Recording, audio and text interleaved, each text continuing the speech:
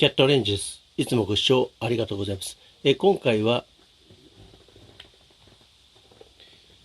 こちらの2019年、9月29日に、動画投稿いたしました中国製の熱音響エンジン、模型の、約4年後の再起動実験を行いたいと思います。よろしくお願いいたします。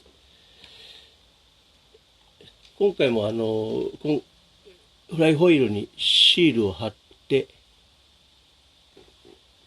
レーザーで回転数を測定したいと思います。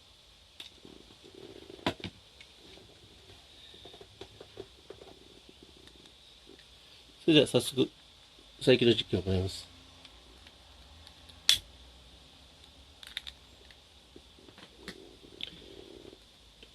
全体の姿ですが、このようになっております。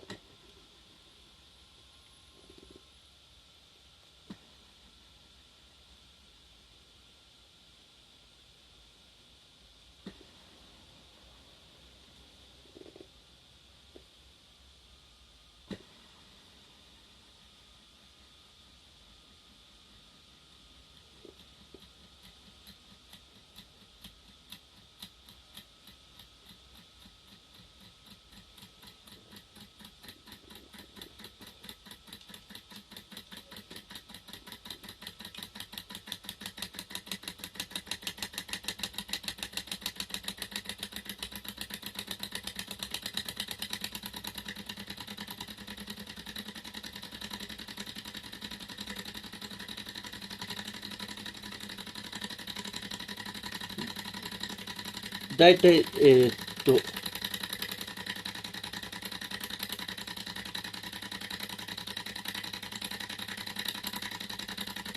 2000回転ぐらいですね。ちょっと幅が終わりますが。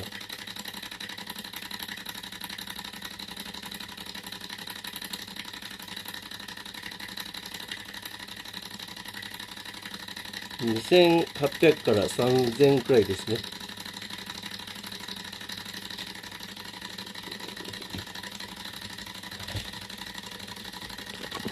真上から見ますとこのようになってま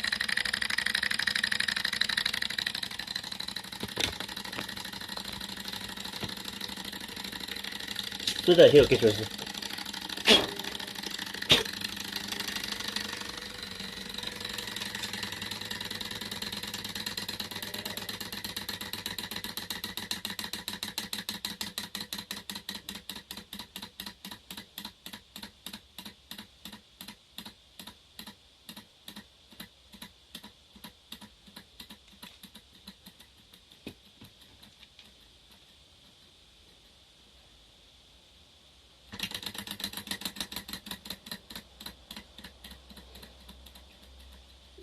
こう前後に動くのは面白いですね。